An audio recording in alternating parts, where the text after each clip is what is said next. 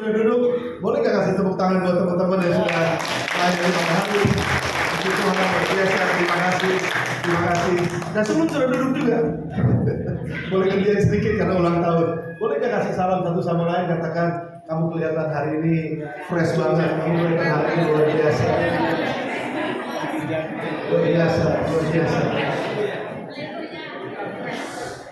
Luar biasa. Pak, saya pakai yang ini atau pakai yang ini? Oke, terima kasih. Silakan dulu kembali Bapak Ibu Saudara dikasih oleh Tuhan. Wow, haleluya.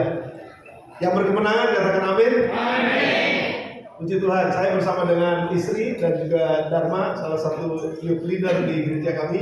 Kami boleh hadir pada pagi hari ini. Kami mengucap syukur karena Tuhan baik, karena Tuhan setia, dan untuk undangan yang disampaikan oleh Bapak Gembala bersama dengan Ibu dan juga seluruh kepemimpinan dari gereja ini, kami berterima kasih dan kami merasa sungguh sangat terhormat untuk bisa ada bersama dengan saudara di hari ulang tahun gereja ini yang ke-36 ya. 36 tahun dan pelayanan yang ke-26 tahun dari Bapak Gembala bersama dengan Ibu di tempat ini. Luar biasa.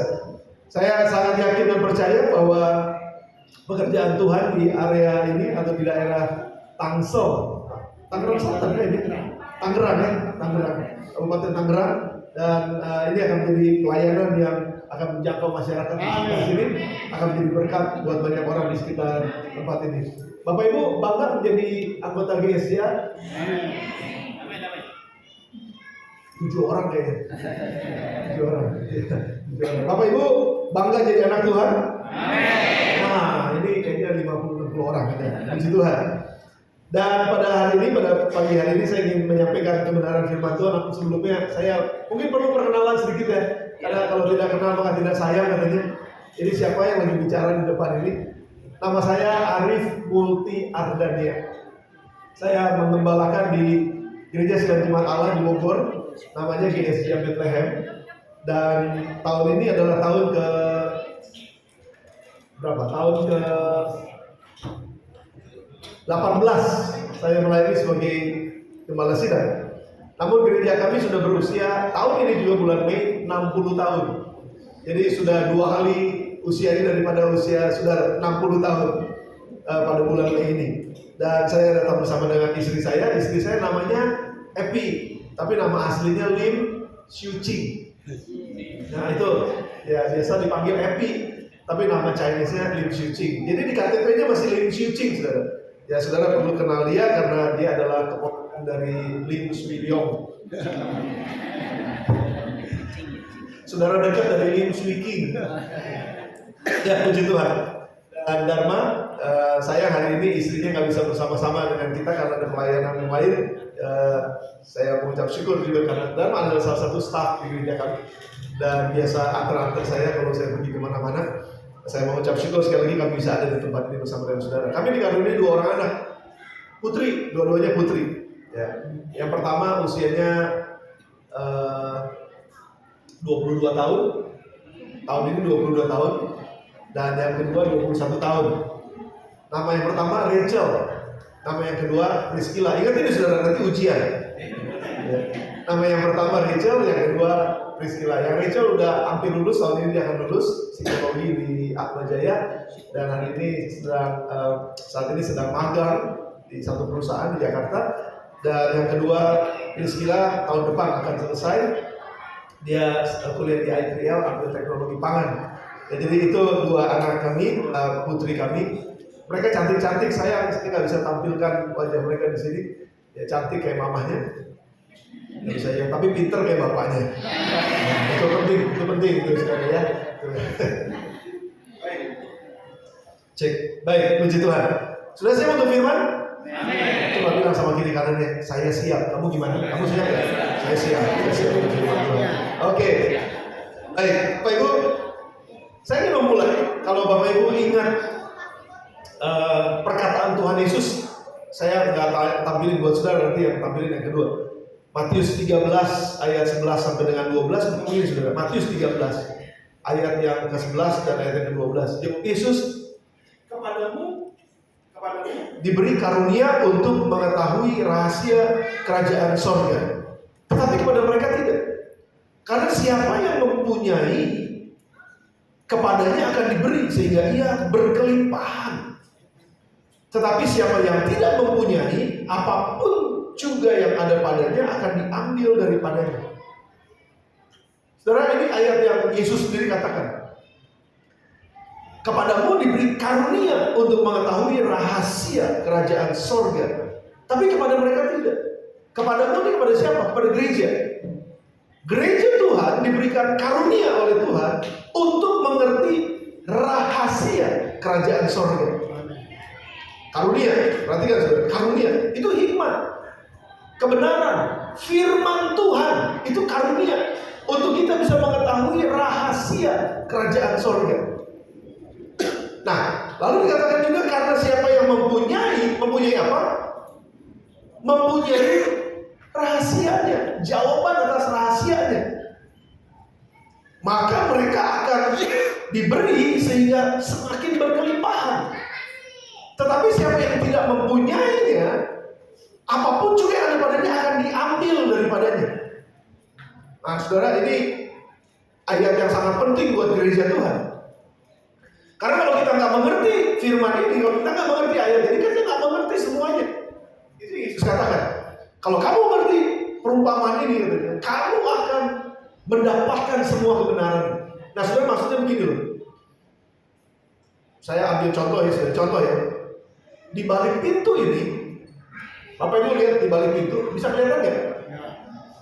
Bapak Ibu kalau pintu nggak dibuka nggak bisa lihat ke dalam ya, betul? Yang bersama dengan saya katakan amin. Oke, Bapak Ibu sekali lagi, siap untuk firman? Siap. Yang antuk katakan amin.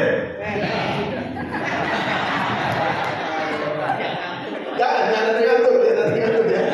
Ini penting, karena firman ini akan memerdekakan kita. Firman ini akan memberkati kita. Oke?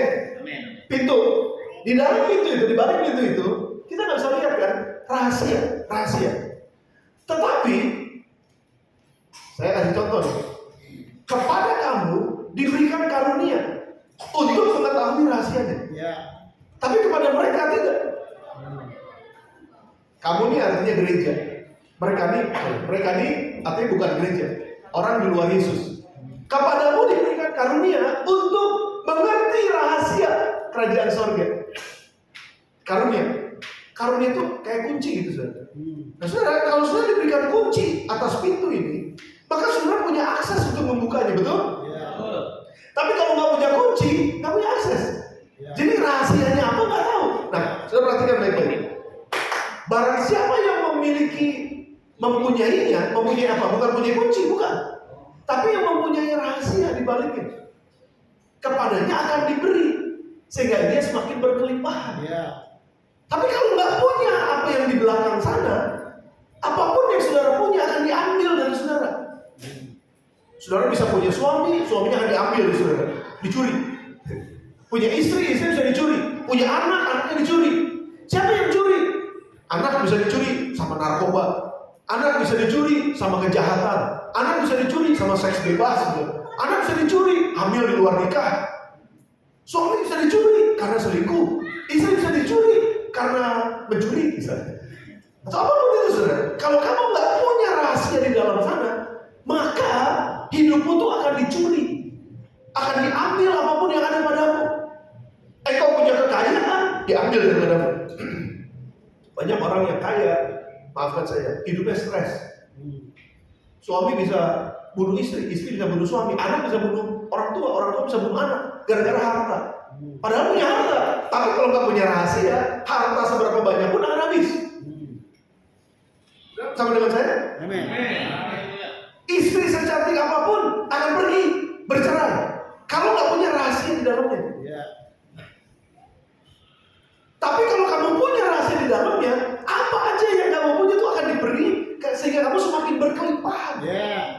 Amin. Kamu semakin diberkati. Kamu punya suami hebat, semakin hebat tuh suami. Kamu punya istri yang luar biasa, semakin luar biasa tuh istri. Amin. Kamu punya anak, anakmu semakin luar biasa. Anakmu semakin diberkati sama Tuhan. Amin. Asal kamu punya dulu yang di balik sana. Jadi itu rahasia sih. Makanya ada banyak, makanya ada begitu banyak orang Kristen yang namanya Kristen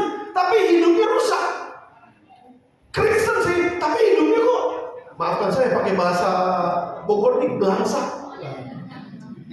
Banyak orang Kristen hidupnya marah-marah, hidupnya kecewa, sakit hati, putus asa, frustasi, depresi, rusak, hancur-hancuran hidupnya. Padahal orang Kristen. Jadi saudara, hanya karena kita orang Kristen belum tentu diberkati Tuhan.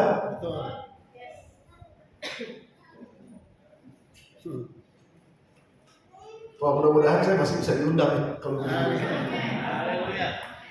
Hanya karena saudara Kristen belum tentu masuk surga. Saudara tetap mencintai saya? Karena ini firman Tuhan. Kalau kamu nggak punya rahasianya, maka kamu akan diambil segala apapun yang ada pada kamu. Kamu akan kehilangan banyak. Tapi kalau kamu punya rahasianya, kepadamu akan diberi dan kamu akan semakin berkelimpahan. Nah, yang jadi masalah sekarang adalah kita punya kunci, tapi kita nggak pakai kuncinya. Nah, kunci itu adalah firman Tuhan dan hikmat Tuhan. Itu kuncinya, karunianya. Kamu diberikan firman. Hari ini kamu diberikan firman. Setiap hari kamu baca firman. Setiap hari kamu disodorkan firman. Setiap hari kamu belajar firman. Puji Tuhan buat itu. Dan seharusnya waktu kita belajar firman, maka kita bisa masuk ke pintu yang dibaliknya ada rahasia itu. Rahasia kerajaan surga. Jadi saudara, hanya karena kita orang Kristen punya karunia, punya firman, belum tentu kita punya rahasia di dalamnya. Jadi hanya karena punya firman, harusnya kita punya kunci masuk ke dalam rahasianya Allah. Dan waktu kita dapatkan rahasianya, kita hidupi dengan sungguh-sungguh, di situ kita akan diberkati oleh Tuhan. Yang percaya katakan amin. Yes, suruh perhatikan baik-baik. Ini penting. Ini pengantar saya untuk menyampaikan firman untuk ulang tahun hari ini. Kalau enggak, kehidupan saudara 36 tahun kemudian tetap sama sampai hari ini. Kalau kita nggak dapetin rahasia, gereja ini nggak akan bertumbuh terus, tetap sama seperti sekarang kalau nggak punya rahasia. Bapak Ibu mau gereja ini semakin diberkati Tuhan? Bapak Ibu mau keluarga semakin diberkati Tuhan? Bapak Ibu mau gereja ini jadi berkat buat masyarakat? Rahasianya ada. Rahasianya ada. Nah, saya mau sama-sama baca ayat Yohanes 10 ayat ke-10. Yohanes 10 ayat ke-10. Kita baca sama-sama. 1, 2, 3 di atas sana. Pencuri datang hanya untuk mencuri, membunuh, dan membinasakan. Aku datang kata Yesus supaya mereka mempunyai hidup dan mempunyai dalam segala. Ini janji Tuhan bukan? Kalau janji Tuhan ditepati gak? Pasti. Siapa yang tepatin? Yesus. Tuhan Yesus pasti tepatin. Tapi sekali lagi, kamu sudah diberikan karunia. Sudah diberikan karunia. Firman Tuhan, hikmatnya Allah. Sekarang pertanyaan, kamu pakai gak karunia ini untuk mendapatkan kehidupan dalam segala kelimpahannya? Kehidupannya penuh misteri, penuh rahasia. Tapi kita mesti ketemu makna dari kehidupannya, sehingga waktu kita hidup di dalamnya, hidup kita semakin berkelimpahan. Aman? Yang masih bersama saya katakan amin. Yang cinta firman katakan yes. Sekarang pertanyaannya begini. Pencuri datang hanya untuk mencuri, membunuh, dan membinasakan. Itu yang disebut dengan apapun yang ada padamu akan diambil daripadamu. Karena si pencuri bisa mengambil apa aja dalam hidup kita. Dia bisa ambil keluarga kita. Dia bisa ambil pasangan kita. Dia bisa ambil anak kita. Dia bisa ambil karir kita. Dia bisa ambil usaha kita. Dia bisa ambil segala macam. Sehingga kita kehilangan dan tidak bisa hidup kelimpahan. Tetapi Yesus katakan, aku datang supaya mereka mempunyai hidup, mempunyai dalam segala kelimpahan. Gimana cara dapatkan hidup kelimpahan? Kamu harus pakai karunia untuk membuka pintunya. Nah sekarang di dalam pintu, sekarang itu jutaan, buat saya jutaan, ratusan ribu, begitu banyak semua berkat Tuhan. Janji Tuhan itu ada sekitar 7.800. Janjinya macam-macam. Anak dari janji itu banyak banget. Jadi kita punya banyak kelimpahan di dalam rahasia Allah. Saya mau bagikan 3 buat saudara. Ini rahasia. Tapi kalau kita bisa hidupi ini, hidup kita semakin berkelimpahan. Kepada kita akan diberi. Ini berlaku buat keluarga, berlaku buat kehidupan pekerjaan, berlaku buat pelayanan, berlaku buat kehidupan gereja, berlaku buat semua bisnis saudara, apa aja. Ini berlaku saudara.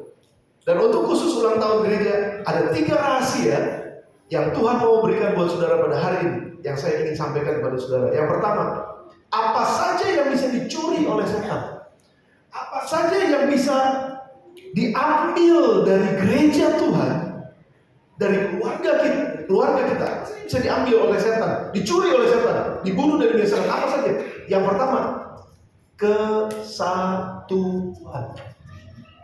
Itu yang disebut unity, kesatuan. Kesatuan begitu penting. Kita bisa bicara, kita harus bersatu. Bersatu kita teguh, bercerai kita runtuh. Tapi banyak orang di sini tetap bercerai. Walaupun udah tahu bersatu itu teguh, bercerai runtuh, tahu. Tapi kenapa masih banyak yang bercerai? Kenapa masih banyak keluarga-keluarga yang berantakan? Karena akibat selingkuh, karena akibat keuangan dan lain sebagainya. Kenapa? Padahal udah tahu. Bersatu kita teguh, bercerai kita runtuh. Kenapa? Karena nggak punya rahasianya. Sekarang ketahuilah rahasianya. Rahasianya adalah ini saudara. Bagaimana kita bisa hidup dalam kelimpahan? Yang pertama, jaga kesatuan hati. Gereja Tuhan di tempat ini jaga kesatuan hati saudara. Mazmur 133 ayat yang pertama sampai dengan ayat yang ketiga. Saya bacakan buat saudara. Sungguh alangkah baiknya dan indahnya apabila saudara-saudara diam bersama dengan rukun. Dimanapun, di keluarga saudara, di gereja ini, di kantor saudara. Kalau rukun, ini luar biasa. Saya lompat ke ayat yang ketiga. Seperti embun gunung Hermon yang turun ke atas gunung-gunung Sion. Sebab kesanalah Tuhan memerintahkan berkat kehidupan untuk selama-lamanya. Oh, saudara tuh kayak nggak percaya gitu. Ayat yang ketiga kita baca bagian terakhir. Sebab 1, 2, 3. Sebab kesanalah Tuhan memerintahkan berkat kehidupan untuk selama-lamanya. Kalau Tuhan perintahkan, itu pasti jadi. Saudara mau keluarga saudara diperintahkan Tuhan berkat? Amin. Amin saudara. Amin ya. Pertanyaan ini, kemana Tuhan akan perintahkan berkat itu? Kemana? Ayat yang satu tadi, ayat yang pertama saudara. Ini rahasianya makanya. Ini rahasianya ayat yang pertama. Sungguh alangkah baiknya dan indahnya apabila saudara-saudara diam bersama dengan rukun. Nah sekarang, saudara diam bersama di mana? Di rumah. Bersama dengan siapa? Suami istri kan? Bersama dengan anak-anak kan? Bersama dengan iman, bersama dengan mertua, bersama dengan banyak. Ada di rumah. Di rumah hidup diam dengan rukun, bersatu, jaga kesatuan hati. Maka kesanalah Tuhan perintahkan berkat. Saudara nggak terlalu senang kayaknya. Yang percaya katakan amin. Gereja Tuhan nih, waktu diam di sini nih, diam dengan rukun bersama-sama. Kalau gereja ini diam dengan rukun bersama-sama, nggak ada yang saling benci, nggak ada yang saling curiga, nggak ada yang ngomongin satu sama lain, nggak ada yang gosip, nggak ada segala macam tuh. Diam rukun bersama, saling membantu, saling menolong, saling menguatkan, saling mendoakan, saling menasehati, saling merangkul, saling mengampuni. Diam rukun bersama-sama. Kalau itu terjadi di gereja ini, kesanalah Tuhan perintahkan berkatnya. Kehidupan untuk selama-lamanya. Kalau kehidupan untuk selama-lamanya, artinya gereja ini nggak akan pernah mati. Maafkan, ada banyak gereja tutup. Maafkan, ada banyak gereja yang jemaatnya habis, hilang-hilangan, pergi kemana-mana, mati. Maafkan, ada banyak keluarga yang mati, yang nggak sanggup mempertahankan kehidupan pernikahannya sampai maut yang menceraikan kita berdua. Enggak, ini bukan yang maut, tapi orang ketiga menceraikan kita berdua. Kenapa itu terjadi? Karena nggak hidup rukun dan damai.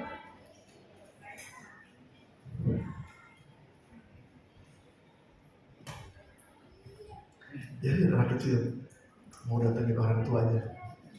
Ini firman buat kita, penting. Perhatikan saudara. Perhatikan baik-baik. Gimana cara merawat kesatuan hati? Itu rahasia. Karena banyak orang bilang, ayo kita bersatu, tapi susah bersatu. Ribut dulu, berantem dulu. Di rumah berantem lagi. Nah, saya mau kita sama-sama lihat apa yang menyebabkan perpecahan. 1 Korintus pasal yang pertama ayat yang ke-10 sampai dengan ayat yang ke-13. Mari kita baca ayat ini, saudara. Paulus katakan, tetapi aku menasihatkan kamu saudara-saudara demi nama Tuhan kita Yesus Kristus, supaya kamu seia sekata dan jangan ada perpecahan di antara kamu, tapi sebaliknya supaya kamu erat bersatu dan sehati sepikir. Jangan ada perpecahan, sebab saudara-saudara, aku telah diberitahukan oleh orang-orang dari keluarga Chloe tentang kamu bahwa ada perselisihan di antara kamu. Yang aku maksudkan ialah bahwa kamu masing-masing berkata, aku dari golongan Paulus, aku dari golongan Apolos, dan aku dari golongan Kefas, dan aku dari golongan Kristus. Ayat yang ke-13.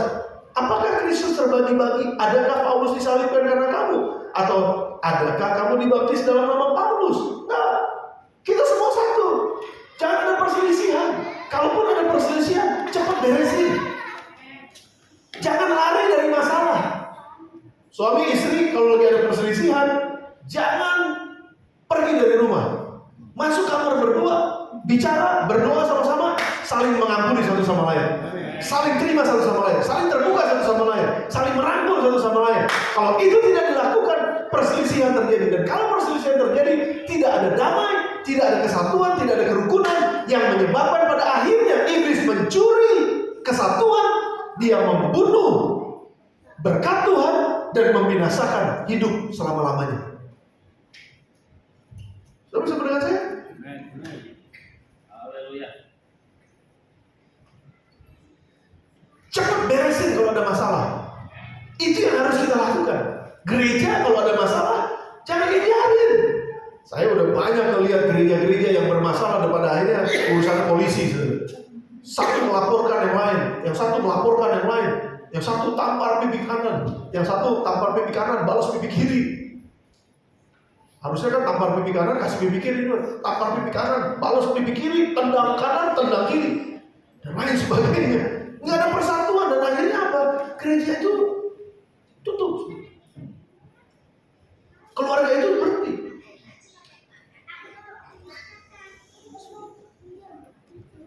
Yang kedua, 1 Korintus 3 ayat yang ke-3 sampai dengan 4. Karena kamu masih manusia duniawi. Ini dia. Sebab jika di antara kamu ada iri hati dan perselisihan, bukankah itu menunjukkan bahwa kamu manusia duniawi dan bahwa kamu hidup secara manusiawi? Karena jika yang seorang berkata aku dari golongan Paulus dan yang lain berkata aku dari golongan Apolos, bukankah itu menunjukkan bahwa kamu manusia duniawi dan bukan rohani? Masih ada iri hati? Apakah ada yang curiga satu sama lain? Dia cepat banget kayaknya ya. Belum kawin nih. Dia cepat banget kayaknya. Korupsi kayaknya. Wah, nah itu hanya omongan, rumors dan lain sebagainya. Akhirnya jadi gak enak, gak nyaman. Saudara, kalau ada orang yang diberkati, mengucap syukurlah. Amin. Kalau ada orang yang berhasil, tepuk tangan buat mereka. Haleluya. Puji Tuhan, saya bangga kamu berhasil. Ada anak sekolah minggu 2, orang tuanya berbeda. Yang satu anaknya prestasi di sekolahnya, juara kelas terus setiap tahun. Yang satu tinggal kelas terus setiap tahun. Mama yang tinggal kelas ngomongin, anak lu, gue tahu. Waduh, gitu. Saudara, itu bukan hal yang baik terjadi di dalam gereja Tuhan. Saling bicarain satu sama lain, gosip namanya. Saling ngomong, menjatuhkan satu sama lain, itu jahat namanya.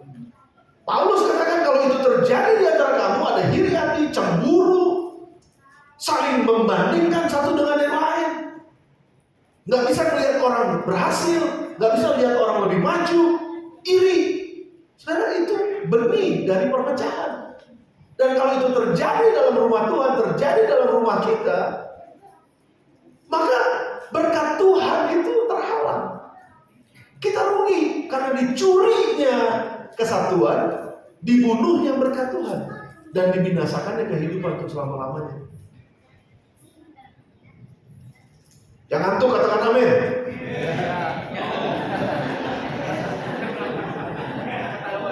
Soalnya kalau di depan sih kelihatan dia ngantuk nih saudara. Saudara, saya percaya, sudah mengerti firman ini? Itu penting saudara. Ini ada satu perkataan khusus. Masalah terbesar di dalam dunia ini adalah ketika aku, saya, dan diriku itu yang paling tinggi. Ego. Di rumah tangga berantakan gara-gara aku. Wah, ada banyak contoh nih saudara. Saya nggak punya banyak waktu buat menjelaskannya. Tapi saudara ngerti maksud saya? Hati-hati dengan kesombongan. 1 Korintus 3 ayat yang ke-5 sampai dengan ayat yang ke-9.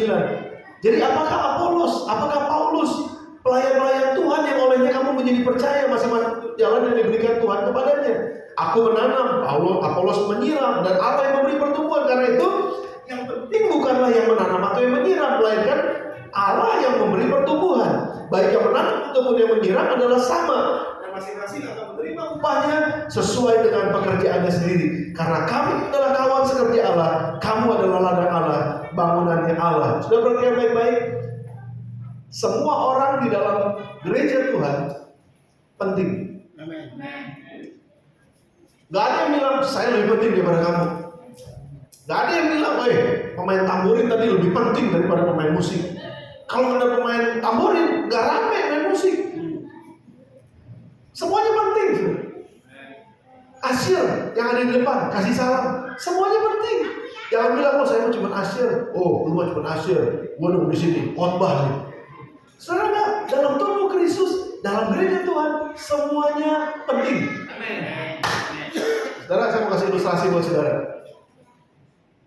Satu kali ada konferensi besar, dihadiri oleh kepala, mata, hidung, telinga, mulut, jari-jari, kaki, tangan, dan semua anggota tubuh hadir. Satu kali semuanya pakai gede-gede nama. Nah, itu bahasa Sunda. Pakai gede-gede nama. Semuanya mau jadi yang terbesar. Mata bilang gini, kalau nggak ada mata, kaki nggak bisa melangkah kemanapun karena bisa terantuk. Mata paling penting. Mata ngomong, kaki nggak mau kalah. Kalau mata lihat di sana ada makanan enak, nggak ada kaki, mata mau menggelinding. Gimana caranya? Kaki penting. Kaki naik, tangan langsung bilang, tunggu dulu, mata, kaki punya makanan di sana enak, kaki bisa melangkah sana, tapi nggak punya tangan, mau ngambil pakai apa? Penting tangan. Semuanya ribut sudah. Seharian nggak beres-beres konferensi. Hari kedua nggak beres-beres. Semuanya mau jadi yang paling hebat dan lain sebagainya. Terus tiba-tiba di hari yang ketiga, hari yang keempat, tiba-tiba hari yang ketiga, buka pintu, ada satu bagian yang buka pintu yang nggak pernah diperhatiin. Maafkan saya. Dia buka pintu, dia banting pintu, das, orang semua diam. Siapa yang keluar? Gak ada yang lihat. Gak tahu siapa yang keluar. Ribut lagi semua. Hari keempat, hari kelima, mulai pusing-pusing, mata mulai kunang-kunang, telinga mulai kurang mendengar, tangan mulai gemetar, kaki mulai gemetar. Ada masalah apa nih? Ini hari keempat, hari kelima ini sudah.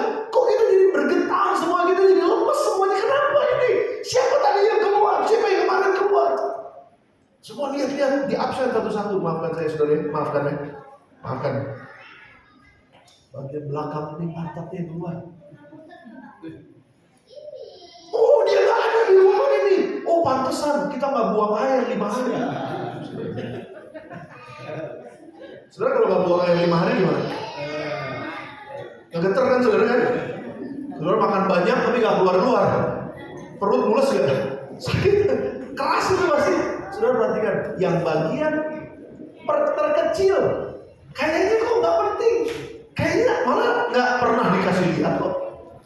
Tapi kalau dia nggak ada, kepala pusing gitu. Benar apa enggak?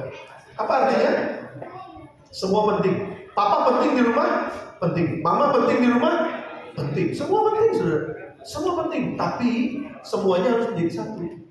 Dan kalau ada kesatuan, di situ ada berkat Tuhan. Amin. Di situ ada kehidupan untuk selama-lamanya. Gereja Tuhan, bersatulah. Dibutuhkan karakter Kristus untuk dapat bersatu. Karena perlu mengasihi satu sama lain. Itu rahasia pertama. Rahasia kedua, saudara masih bersama dengan saya, katakan amin. Yang kedua, sukacita. Jangan sampai sukacita ini dicuri. Mari baca bersama dengan saya Nehemia 8 ayat yang ke-11. Saya baca bagian terakhir, saudara. Saya baca bagian terakhir. Sebab janganlah kamu bersusah hati, sebab sukacita karena Tuhan itulah perlindunganmu. Sukacita karena Tuhan itulah perlindunganmu. Tapi ada lagu yang bilang gini, sukaan dari Tuhan itu. Tante tahu? Pasti tante orang ke Asia lama. Orang ke Asia baru, aduh lagunya kayaknya apa nih, gak tahu. The joy of the Lord is my strength. Sukaan dari Tuhan itu kuatku. Nah, sudah perhatikan. Nah, ini di sini. Kesukaan dari Tuhan, sukacita dari Tuhan itu adalah kekuatan kita. Jadi kalau sukacitanya hilang, kekuatannya hilang. Rahasia di balik pintu yang kedua adalah sukacita. Rawat sukacita kita, jangan bergantung kepada apa yang di luar, tapi bergantunglah dari apa yang ada di dalam. Karena kalau kita kehilangan sukacita, kita akan kehilangan kekuatan. Kalau kita kehilangan sukacita, artinya kita kehilangan perlindungan. Karena sukacita Tuhan adalah perlindungan buat kita.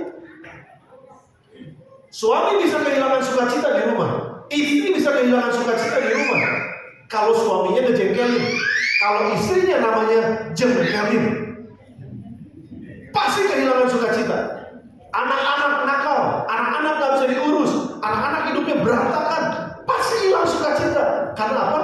Yang terjadi di luar. Tapi seharusnya kita belajar, saudara, seperti Rasul Paulus. Filipi pasal yang ketiga, ayat yang pertama, Paulus bilang begini, saudara. Akhirnya, saudara-saudaraku, bersukacitalah dalam Tuhan. Bersukacitalah dalam Tuhan. Paulus menuliskan kitab ini ketika dia ada di penjara. Kita tahu ceritanya. Dalam Kisah Para Rasul, Paulus dipasung sama dengan Silas. Dia tuliskan surat Filipi sebagai surat sukacita sementara ada di penjara. Saya nggak habis pikir, gimana caranya menjaga sukacita tapi ada di penjara? Kita kurang uang sedikit aja hilang sukacita, betul apa enggak, saudara? Makanan kita diambil orang lain, hilang sukacita. Maksudnya lagi ada di restoran gitu, kita udah datang duluan, udah pesan makanan, ada orang datang baru datang, terus makanannya datang dia duluan. Kok bisa? Kok? Ini gimana nih? Wah, kita langsung hilang sukacita, betul apa enggak, saudara? Kan yang betul udah ngalamin ya. Bener kok, saya udah ngalamin soalnya. Sama apa istrinya? Loh, kok dia duluan? Kita duluan ya tadi nih. Langsung bener-bener meja. Kenapa? Sukacitanya hilang gara-gara apa yang kita lihat di luar. Saudara, kalau kita lihat apa yang di luar, tentu saja sukacita kita akan hilang. Biasanya dapat dari luar, begitu dapat uang nih, dapat bonus, wah sukacita. Tapi begitu nggak dapat bonus, marah, saudara. Sukacitanya hilang karena dapat dari luar. Saudara, Paulus ajarin kita sukacitanya dari dalam. Mau dapat bonus, nggak dapat bonus, tetap sukacita.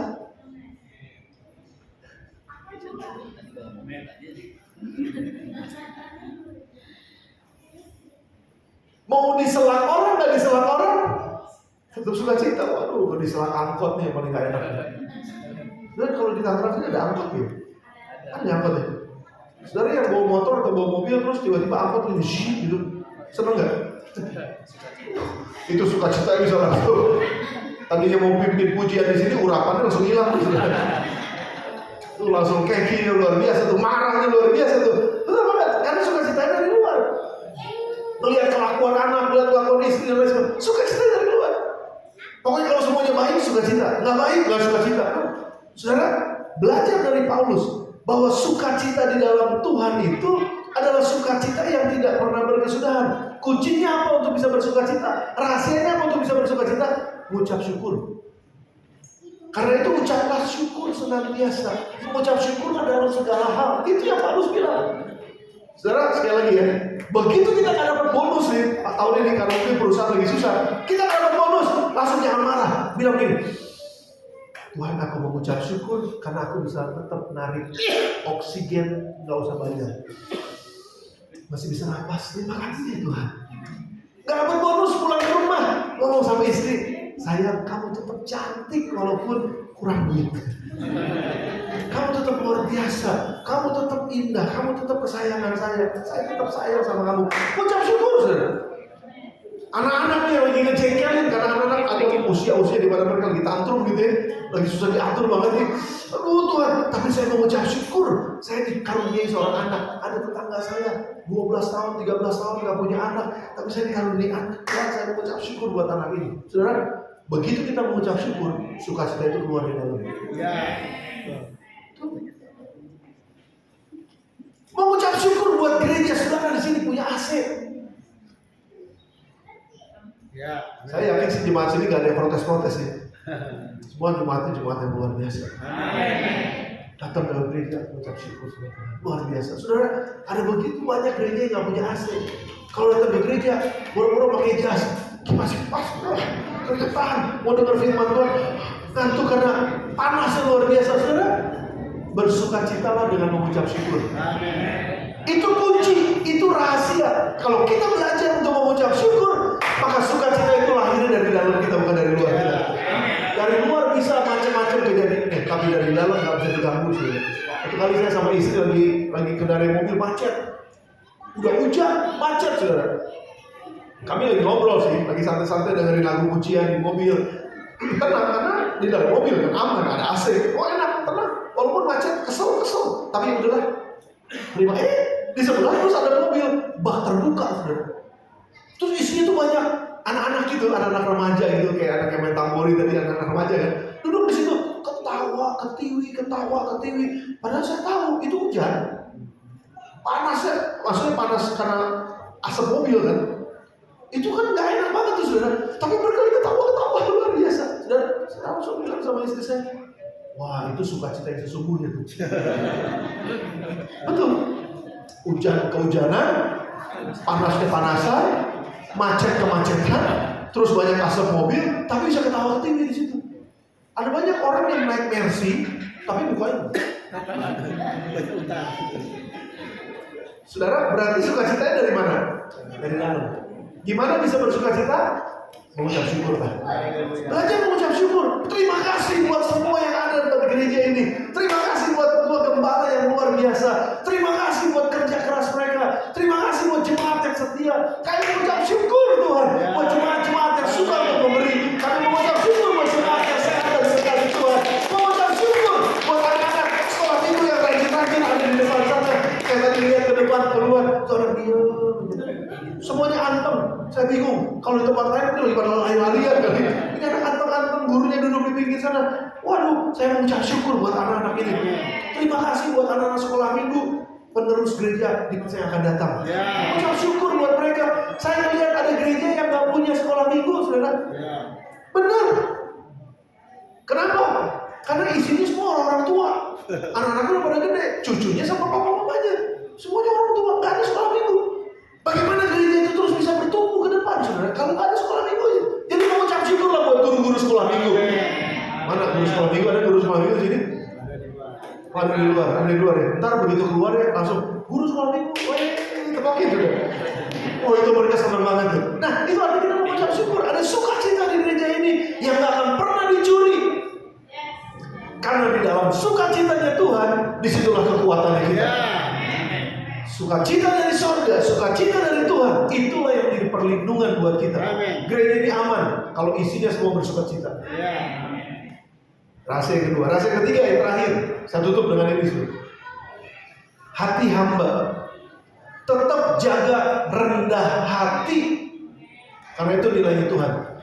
Di sini ada nih, value, nilai cinta Tuhan, rendah hati, jujur dan rajin. Rendah hati. Rendah hati itu bukan rendah diri, bedain ya. Rendah hati itu beda dengan rendah diri. Rendah diri itu kata Jermannya minder. Itu karena anaknya Pak Afri kan dari Jerman. Itu bahasa Jerman tuh. Minder. Minder itu bentuk kesombongan, tapi yang masuk ke dalam. Makanya nyumput dia, minder soalnya. Karena dia sombong. Dia nggak mau ketahuan kelemahannya. Dia tutupin, dia minder. Tapi congkak itu kesombongan yang kelihatan keluar. Minder kesombongan yang masuk ke dalam. Dua-duanya sombong saudara. Tapi rendah hati beda. Rendah hati itu bukannya seperti arogan, bukan enggak. Rendah hati ini kita belajar sama-sama. Lukas 17 ayat yang ke-10. Yuk kita baca saudara. Lukas 17 ayat yang ke-10.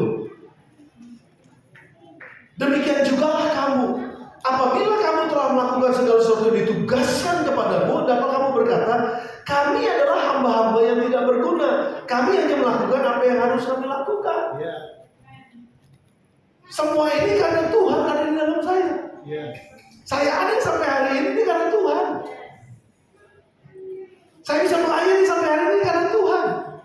Saya bisa hidup bersama dengan istri dan anak-anak dalam keadaan baik, semua karena Tuhan. Nggak bilang begini, kalau nggak ada gua di gereja nggak maju. Gereja ini ada 36 tahun karena Tuhan. Pelayanan Bapak Ibu 26 tahun karena Tuhan. Bapak Ibu bisa percaya kepada Yesus, lalu hidupnya diberkati sama Tuhan, itu karena Tuhan. Yang kita kerja keras, oh iya. Kita lakukan yang terbaik, iya. Kita bangga dengan semua pencapaian, iya. Kita harus bangga, saudara. Nih, saya mau kasih tahu, kalau kita nggak bangga terhadap produk Indonesia, siapa yang banggain produk Indonesia? Kok jadi ngomong ke situ? Iya. Kalau kita nggak bangga sama gereja kita, siapa yang mau banggain gereja kita? Beda, bangga sama sombong beda. Kalau sombong tuh ngomongnya tinggi, ngomongnya besar. Kalau bangga, saya bangga dengan gereja saya. Makanya saya akan lakukan apapun karena ini merupakan kebanggaan. Hasil dari apa yang Tuhan sudah kerjakan buat gereja ini. Itu kebanggaan yang luar biasa. Itu kesaksian yang luar biasa. Saya mau rayakan ini di dalam nama Tuhan Yesus. Saya selalu ajak jemaat kami di Bogor, di GC Bethlehem. Be proud with what you have. Banggalah dengan apa yang kamu punya. Bangga dengan pendeta-pendeta yang ada yang melayani saudara. Banggalah. Berbanggalah dengan hamba-hamba Tuhan yang dipanggil oleh Tuhan untuk melayani mimbar, untuk melayani di sekolah, untuk melayani di mana. Berbanggalah dengan mereka. Bangga dengan apa yang kita punya. Bangga dengan istri. Saya bangga dengan istri saya dong. Kalau saya nggak bangga dengan istri saya, masa tukang ojek yang bangga? Kenapa saudara? Oh iya dong, nggak boleh dong. Saya mesti bangga sama istri saya mesti bangga sama anak-anak. Tapi bukan yang menyombongkan apa yang menjadi kelebihan mereka, tapi saya membanggakan mereka karena Tuhan sudah beri yang terbaik buat saya bangga sama mereka. Amin saudara. Jadi jangan salah mengerti, rendah hati itu bukannya kebanggaan, itu bukannya kesombongan, enggak. Kesombongan itu kalau kita ngomong lebih tinggi daripada yang seharusnya. Kesombongan itu adalah ketika kita berkata buruk terhadap yang lain karena kita iri dan kita minder, kita berkata yang buruk tentang orang lain. Itu sombong, saudara. Jadi apapun yang kita dapatkan dalam kehidupan kita, mengucap syukur, lalu kita berkata ini semua karena Tuhan, bukan karena saya. Saudara, mari kita lihat ayat Filipi pasal yang kedua. Ini Tuhan Yesus mengajarkan kepada kita. Filipi pasal yang kedua, ayat yang ke-5 sampai dengan ayatnya yang ke-9. Saya selesai dengan bagian ini, saudara. Filipi 2 ayat yang ke-5. Hendaklah kamu dalam hidupmu bersama menaruh pikiran dan perasaan yang terdapat juga dalam Kristus Yesus. Ini yang Yesus ajarkan. Ini rahasia yang ada di balik pintu tadi. Salah satunya kerendahan hati. Jangan sampai kita menjadi orang yang sombong. Hati-hati, jaga hati kita dengan sungguh-sungguh. Karena ini adalah karakter Kristus yang walaupun dalam rupa Allah tidak menganggap kesetaraan dengan Allah itu sebagai milik yang harus dipertahankan, melainkan telah mengosongkan dirinya sendiri dan mengambil rupa seorang hamba dan menjadi sama dengan manusia. Dan dalam keadaan sebagai manusia, baca bersama dengan saya, 1, 2, 3. Ia telah merendahkan dirinya dan taat sampai mati, bahkan sampai mati di kayu salib. Itulah sebabnya Allah sangat meninggikan dia dan mengaruniakan kepadanya nama di atas segala nama, supaya dalam nama Yesus bertekuk lutut segala yang ada di langit dan yang ada di atas bumi dan yang ada di bawah bumi, dan segala lidah mengaku bahwa Yesus Kristus adalah Tuhan bagi kemuliaan Allah Bapa. Ini karakternya Yesus. Dia tidak menganggap kesetaraannya dengan Allah itu tempat yang tinggi. Dia tidak menganggap kesetaraan dengan Allah sebagai satu milik yang harus dipertahankan. Dia lepaskan haknya. Menjadi serupa dengan manusia dalam bentuk sebagai hamba. Ini kan luar biasa, saudara. Ada banyak orang yang kalau udah di tempat yang tinggi, dia lupa melihat ke bawah. Kalau di tempat yang tinggi, terus dia melihat orang yang di bawah, lu cuma segitu doang kan? Saudara, apa firman Tuhan buat kita? Yesus katakan, barang siapa yang meninggikan diri akan direndahkan. Tapi barang siapa yang merendahkan diri akan ditinggikan. Ini terjadi di keluarga, terjadi di gereja, terjadi di negara. Kami udah ketawa. Saudara lihat siapa yang menyombongkan diri? Oh, jangan ngomong. Ini udah beres ya, politik udah beres ini. Tinggal nunggu hasil. Tapi barang siapa yang meninggikan diri, jelas dia akan direndahkan. Tapi barang siapa yang merendahkan dirinya, dia akan ditinggikan. Ketika kita dibicarakan orang dengan cara negatif, ngelawan atau enggak? Kalau kita ngelawan, artinya kita masih punya hak yang kita pertahankan. Hak gua untuk ngelawan, hak gua untuk balas. Tapi Yesus enggak. Diomongin yang jelek, Yesus diam aja. Difitnah, dia diam aja. Ngelawan? Enggak. Dia seperti domba katanya yang dibawa ke tempat pembantaian untuk disembelih. Dia diam aja. Mau balas? Enggak. Tapi lihat akibatnya apa, saudara? Karena dari situ makanya dia ditinggikan oleh Bapa, diberikan nama di atas segala nama, dan setiap lutut bertelut, setiap lidah mengaku Yesus Kristus adalah Tuhan. Saudara, rahasia kalau kita mau ditinggikan, kalau kita mau melihat ada di tempat yang tinggi, kita mau dimuliakan oleh Tuhan, bukan jalannya ke atas, jalannya ke bawah. Kalau kita berani untuk merendahkan diri, nggak usah ngebales. Kalau ada yang ini bilang itu, udah diam aja. Kalau ada orang yang jahatin kita, makanya Yesus bilang itu, kalau kamu ditampar pipi kanan, kasih pipi kiri. Kalau kita kan enggak, tampar pipi kanan, kita balas sebisa-bisanya, gua habis itu, gua sikat sampai mati sampai lu habis. Kan gitu, saudara. Tapi Yesus caranya begitu. Barang siapa yang merendahkan diri, dia akan ditinggikan. Barang siapa yang meninggikan diri, dia akan direndahkan. Ingat ini rahasia kerajaan surga. Makanya dibilang ada rahasia, barang siapa yang memiliki, kepadanya akan diberi, sehingga dia semakin bertambah. Saudara perhatikan, banyak orang yang coba untuk memanipulasi. Markus 18 kita lihat sama-sama. Markus 8 maksud saya. Markus pasal 8 ayat 34 sampai dengan 35. Lalu Yesus memanggil orang banyak dan murid-muridnya berkata kepada mereka, setiap orang yang mau mengikut aku, ia harus menyangkal dirinya, memikul salibnya, dan ikut aku. Karena siapa yang mau menyelamatkan nyawanya, ia akan kehilangan nyawanya.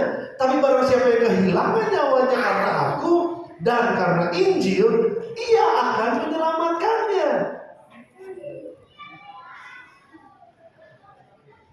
Sepertinya saya kehilangan harga diri, Pak. Harga diri saya diinjak-injak, Pak.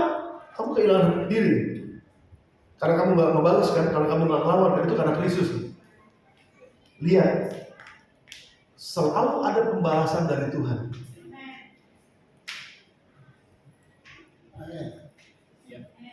Selalu ada pembalasan dari Tuhan. Karena pembalasan adalah hak Tuhan, bukan hak kita. Tapi kalau kita membalas orang yang berbuat jahat sama kita, artinya kan kita turun tangan kan? Waktu saya turun tangan, balas. Tuhan angkat tangan. Ya kan kamu udah balas. Ya udah selesai dong. Ya udah kamu udah balas kan. Tapi kalau saya nggak mau. Kalau ada orang yang nyakitin itu, saya diam aja deh. Karena pembalasan adalah hak Tuhan. Jadi waktu saya bilang, Tuhan, saya apa-apain nih Tuhan, saya dijahatin nih. Tapi saya angkat tangan nih Tuhan, saya nggak mau balas. Apa yang terjadi? Tuhan turun. Jadi kalau kita angkat tangan, Tuhan pasti turun tangan. Tapi kalau kita yang turun tangan, Tuhan yang angkat tangan. Saudara mau Tuhan yang turun tangan apa Tuhan angkat tangan? Saya yakin saudara mau Tuhan turun tangan. Amin saudara. Tuhan akan turun tangan dalam kehidupan saudara. Tuhan akan turun tangan di dalam apa yang saudara kerjakan dan lakukan. Dan dia akan angkat saudara ke dalam kemuliaan. Karena itu yang dia bilang, barang siapa merendahkan dirinya, dia akan ditinggikan. Dan promosi akan datang dalam kehidupan orang yang merendahkan hatinya. Ayat yang terakhir banget saudara. Ayat yang terakhir, Amsal 27 ayat yang kedua. Dan saya akan tutup dengan ayat terakhir ini. Biarlah orang lain memuji engkau dan bukan mulutmu, orang yang tidak kau kenal dan bukan bibirmu sendiri. Jadi kalau saudara mencapai pencapaian yang luar biasa dalam pekerjaan saudara, dalam pelayanan saudara, dalam gereja saudara, dalam pelayanan apapun yang saudara kerjakan, kalau saudara berhasil, kembalikan kepada Tuhan. Gak usah ngomong macam-macam, gak usah ngomong banyak, gak usah, udah nikmatin aja semuanya. Kalau Tuhan, kalau ada orang bilang, wih, kamu hebat ya, pelayanan lu berhasil ya, puji Tuhan, terima kasih, udah cukup. Tapi ada banyak orang sekarang nih, generasi sekarang nih, karena orang nggak ngelihat pekerjaannya, ya nggak apa-apa sih, nggak salah-salah juga sih, upload di Facebook, liati gitu. Terus kalau nggak ada orang yang kasih jempol, mulai ngerasa hatinya, ada orang yang lihat gue, jahat nih orang semua nih. Jempol, masa nggak ada jempol-jempol satu juga? Mengharapkan jempol, mengharapkan pujian. Tapi sebenarnya dia lagi mau dipuji. Saudara, nggak usah. Tenang aja, pujian datangnya dari Tuhan. Kalau Tuhan yang mengangkat, tidak ada yang bisa menurunkan. Tapi kalau Tuhan sudah menurunkan, nggak ada yang bisa mengangkat. Siapapun nggak ada. Biarkan Tuhan angkat kehidupan kita, tanpa kita harus bicara kebaikan apa yang kita lakukan. Tenang aja. Tuhan nggak tidur. Tuhan gak buta, Tuhan tahu apa yang sedang kita lakukan. Kalau kita lakukan itu tulus dengan benar, rendah hati aja, lakukan yang terbaik, kemuliaan akan Tuhan kirimkan buat kita. Ini rahasia paling ketiga yang perlu kita tahu supaya gereja ini ngalamin yang pertama. Berkat Tuhan diperintahkan ke sana. Sudah mau terima itu? Boleh gak kita tundukkan kepala sebentar, tutup mata saudara sebentar. Dan saya mau mengatakan nubuatan ini buat saudara. Dalam nama Tuhan Yesus seperti yang firman Tuhan katakan. Kesatuan hati terpelihara di gereja ini ya Tuhan. Dan waktu mereka hidup dalam kesatuan hati, entah itu di gereja, di keluarga, dalam pekerjaan, waktu mereka sehati, sepikir dalam kesatuan. Terima ya saudara, Tuhan akan perintahkan berkat dalam hidupmu. Dalam nama Tuhan Yesus jadilah. Yang kedua, kehidupan untuk selama-lamanya akan menjadi bagian di dalam gereja ini. Kalau engkau bersatu hati, kehidupan untuk selama-lamanya ada dalam gereja ini. Gereja ini gak akan pernah tutup. Gereja ini gak akan pernah selesai. Walaupun berganti generasi, berganti gembala nanti, no. Gereja ini akan terus bertumbuh, berkembang, dan menjadi dampak buat banyak orang di lingkungan ini. Bahkan sampai ke seluruh Tangerang, Banten. Dalam nama Tuhan Yesus, gereja jadi berkat. Kalau hidup rukun bersama di dalam nama Yesus. Yang kedua, jaga sukacita saudara dalam ucapan syukur. Nah, kalau kita bisa jaga ucapan syukur, sukacita berasal dari dalam kita, maka gereja ini akan disebut gereja bersukacita. Gereja yang bersukacita. Dalam nama Yesus, gereja yang membangun. Sion Worship Service akan menjadi gereja sukacita dalam nama Tuhan Yesus. Karena di situ ada kekuatan Allah, di situ ada perlindungan Tuhan, di situ ada benteng-benteng Allah yang melindungi dari segala yang jahat, sehingga gereja ini menjadi gereja yang kuat. Terima itu, saudara. Dalam nama Tuhan Yesus aku berdoa, Tuhan jadilah gereja ini akan menjadi gereja yang kuat, gereja ini akan menjadi gereja yang dilindungi oleh Tuhan. Dan yang terakhir dan ketiga, jaga kerendahan hati, jaga hati kita untuk gak jadi sombong dengan semua yang Tuhan sudah percayakan. Jangan sombong, jangan merasa lebih pintar dari orang lain, jangan merasa lebih hebat dari gereja lain. No. Kita adalah gereja Tuhan. Ayo kita belajar lebih lagi supaya kita semakin pintar. Kita belajar lebih lagi supaya kita semakin diperlengkapi oleh Tuhan. Tetap rendah hati untuk belajar dari yang lain. Tetap rendah hati untuk dengar dari yang lain. Karena dengan merendahkan hati, maka Tuhan akan permuliakan kita di dalam nama Tuhan Yesus. Terima kemuliaan dari Tuhan atas gereja ini di dalam nama Tuhan Yesus. Bapak terima kasih. Aku sudah melepaskan firman Tuhan pada hari ini. Dan biar kebenaran firman Tuhan ini akan menjadi kebenaran yang memerdekakan, akan menjadi budaya, akan menjadi culture dalam gereja ini. Yang bukan cuma sekedar ramah, salam sopan santun. Tapi dalam gereja ini Tuhan akan menjadi gereja yang penuh dengan kesatuan hati. Yang penuh dengan sukacita surga. Yang penuh dengan orang-orang yang rendah hati. Dalam nama Yesus, semua hidup kelimpahan akan dilimpahkan atas kehidupan mereka. Di dalam nama Tuhan Yesus Kristus kami berdoa, kami mengucap syukur, dan kami berterima kasih. Boleh gak saudara kita undang pemain musik, kita akan nyanyikan satu pujian, dan kita akan berdoa bersama-sama. Pemuji, pemain tadi silakan. Terima kasih Tuhan, kami mengucap syukur. Mari saudara datang kepada Tuhan. Mari kita mengucap syukur buat kebenarannya. Terima firman ini saudara dengan hati yang terbuka, dengan hati yang lapang di dalam nama Tuhan Yesus. Haleluya. Terima kasih Tuhan. Terima kasih Tuhan. Terima kasih Tuhan. Terima kasih Tuhan.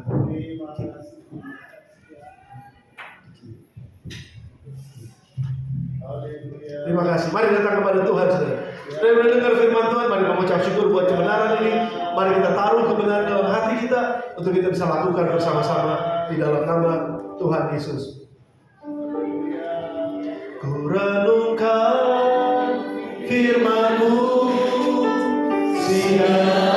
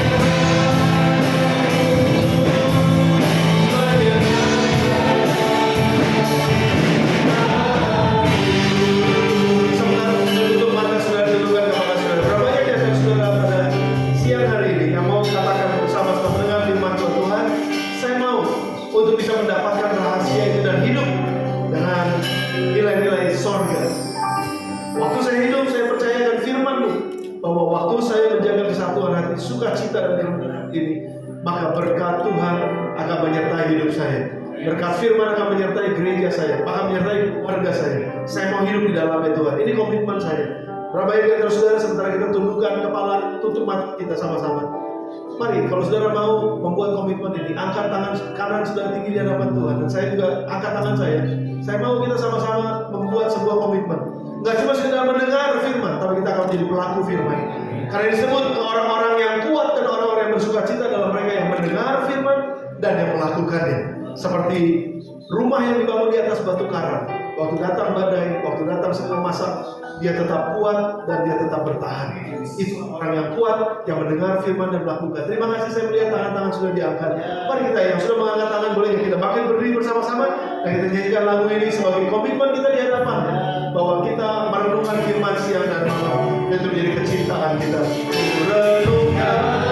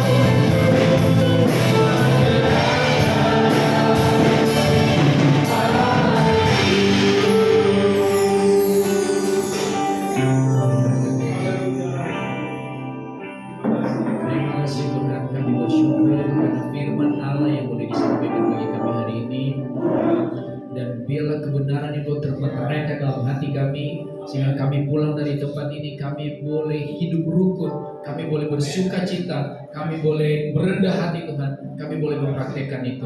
Mampukan kami Tuhan, mungkin selama ini kami lemah, kami kalah dalam segala kebenaran yang boleh disampaikan, tetapi hari ini kebenaran ini biar itu memerdekakan kami.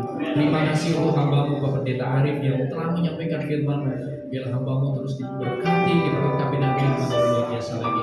Terima kasih Tuhan, kami naikkan pujian syukur bagi-Mu. Dalam nama Yesus kami berdoa. Haleluya Tuhan. Amin. Silakan Bapak Ibu Saudara.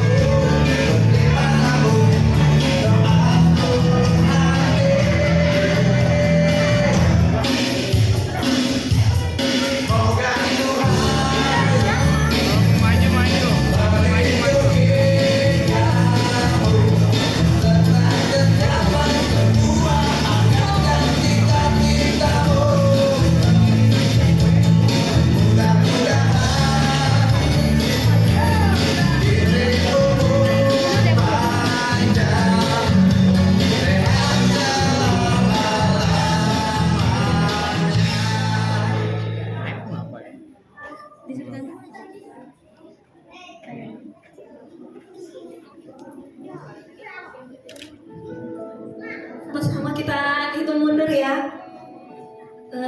Lalu kita sama-sama tiup lilinnya, oke? 3. Iklan. Om Alfri mungkin boleh maju dulu, terus dengan tante. Ya. Boleh maju ke depan.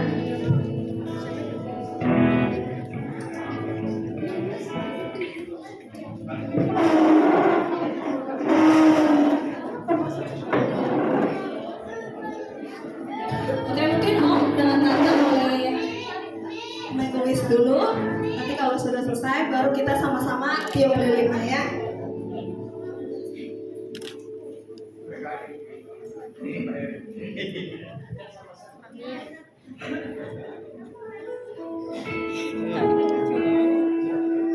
Oke, sebelum tiup lilin, saya undang semua untuk bangkit berdiri. Kita sama-sama tiup ya lilinnya walaupun dari jarak jauh. Oke, 3, 2, 1. Ayo langsung boleh tiup semuanya.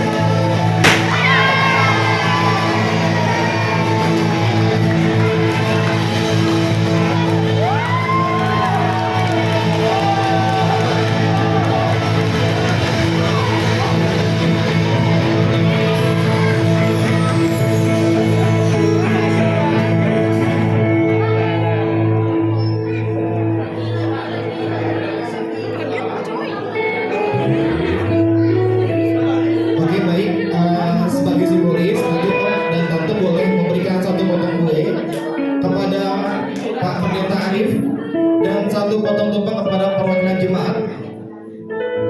Yang dipanggil oleh Pak Philip boleh maju ke depan untuk simbolis kita sebagai hari ulang tahun saat ini.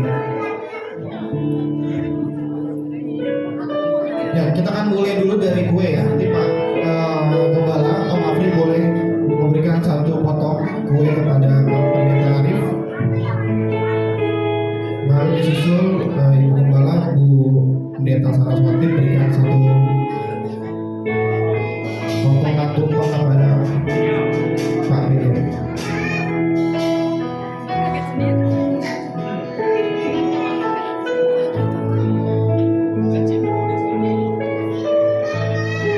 Oke, boleh berikan. Lalu foto bersama nanti ya, boleh maju satu sejajar dengan meja. Oke, boleh foto bersama dulu. Ya, Ibu Epi boleh maju.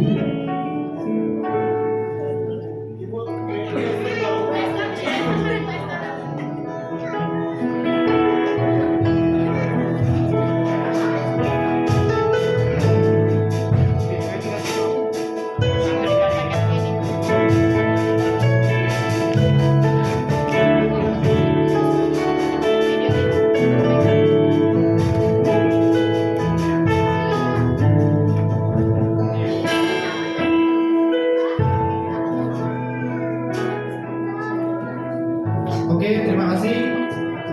Kita akan sama-sama menyaksikan penampilan dari anak-anak sekolah minggu. Pak Gutesa boleh duduk kembali. Pada adik-adik boleh kembali melalui pintu sebelah sini, sebelah kiri.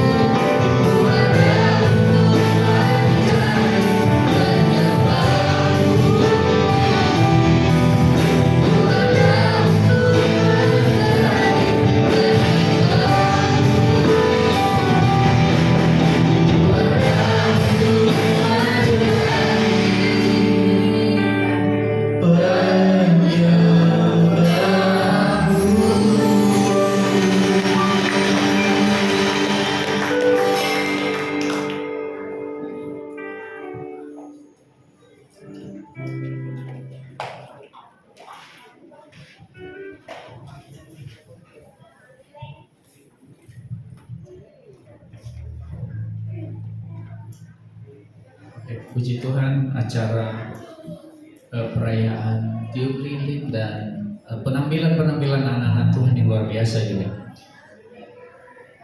Saat ini kita akan mengumpulkan persembahan yang kedua. Kepada petugas kami persilakan. Kita menaikkan pujian Aku Diberkati.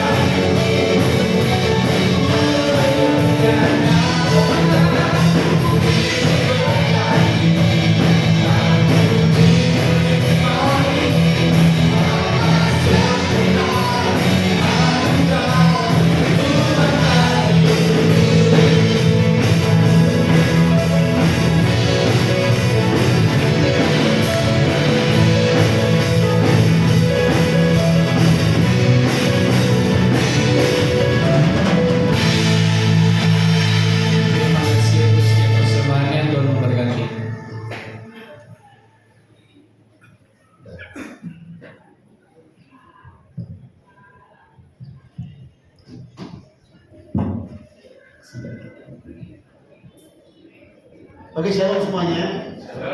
Bilang saya bersuka cita siap ini. Karena firman Tuhan yang luar biasa. Ingat kita harus jaga kesehatan. Lihat kiri kan ada sukacita enggak? Ada sukacita enggak, Bering? Ya. Haleluya. Sukacita pasti ada ya. Dan harus rendah. Amin. Rendah diri kali. Rendah hati. Terima kasih. Biarlah ini menjadi makanan bagi kami setiap hari untuk kami jalankan. Terima kasih kepada Pastor Arif yang sudah membagikan pesan-pesan Tuhan yang akan kami jalankan selama 3 tahun berjalan. Karena hari ini juga merupakan penentuan pengurus tahun 2024 ke 2027, 3 tahun saya ambil supaya Tuhan nyatakan dengan kuasanya. Saya sangat berterima kasih bahwa tanpa pengerjaan tidak mungkin saya bisa melayani sendiri. Tuhan Yesus saja memakai para murid. Begitu pula dengan gereja. Tanpa ada ini settingan musik-musik mereka semuanya, acara juga mereka semua yang lakukan. Saya hanya memantau dari jauh. Saya sangat berterima kasih juga bahwa dalam pelaksanaan maintenance gereja juga saya dapat banyak sekali bahan dari Pak Pendeta Arif. Setiap kali dulu setahun sekali Pak ya. Saya sudah lupa berapa tahun saya itu dari messenger pertama kali, sehingga ya gereja ini seperti maju terus seperti sekarang ini. Memang ada beberapa jemaat yang tidak hadir. Baik, saya panggil untuk beberapa pekerja yang membantu saya, memang cukup banyak sebab saya melibatkan semua jemaat supaya mereka merasa bahwa ada sesuatu yang mereka harus kerjakan di dalam pelayanan, bukan hanya menjadi jemaat biasa. Semua jemaat saya percaya punya potensi masing-masing ya. Saya panggil untuk bendahara pertama, bendahara kedua. Bapak Ronald Hutagalung dan Ibu Firta. Bapak Ronald dengan Ibu Firta maju dulu, dan sekretaris Ibu Rini baris saja di sebelah sini. Ya, baris menghadap ke sana. Ibu Firta ada kan? Lantas yang melayani untuk sekolah minggu yang membina Bapak Ibu Yohati Lumba Hambolo, Ibu Yohati, lantas Ibu Handini sebagai ketua, Saudara Septian sebagai wakil, dan Ibu Lisa sebagai bendahara. Silakan agak cepat. Aku berbaris ke kiri ya. Oh, begini aja deh, sana.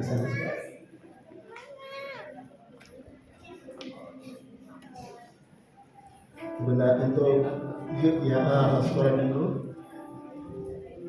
Untuk youth ya, Saudara Simon sebagai pembina juga, mantan ketua, silakan masuk ke depan. Nanti Saudara Rio, Saudari Amelia, Saudara Regan, Saudara Elvin, Saudara Kerry dan Falan. Memang anak-anak muda saya libatkan banyak supaya mereka bergerak secara masif di dalam pelayanan yang ada. Saya sudah maju, silakan maju ke depan. Saudara Amelia, Regan, Rio, Elvin, dari Kerry dan Falan. Untuk Kompandita, saya meminta dengan hormat yaitu Saraswati ya, tetap nggak apa-apa duduk situ aja. Yang menjadi ketua Ibu Esther dulu, Ibu Nana sekretaris, Ibu Meli bendahara, Ibu Rita dan Ibu Rita sebagai pemerhati. Silakan maju.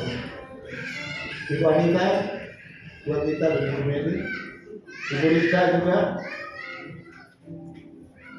tolong maju. Untuk kaum pria, Bapak Lilasen sebagai pembina, Bapak Erik ketua, Bapak Mulut bendahara, Bapak Yohanes sebagai sekretaris. Tolong maju sedikit. Sudah bisa berapa semuanya. Bapak Yohanes, Bapak Richard Lilasen, Bapak Erik, sudah, Bapak Mulut.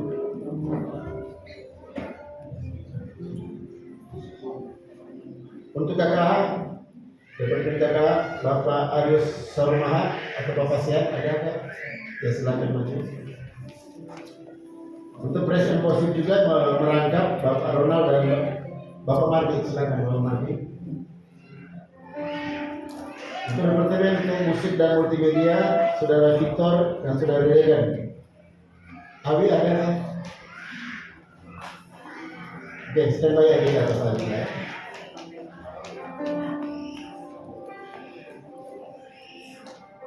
Departemen misi Bapak Philip, silakan maju. Dengan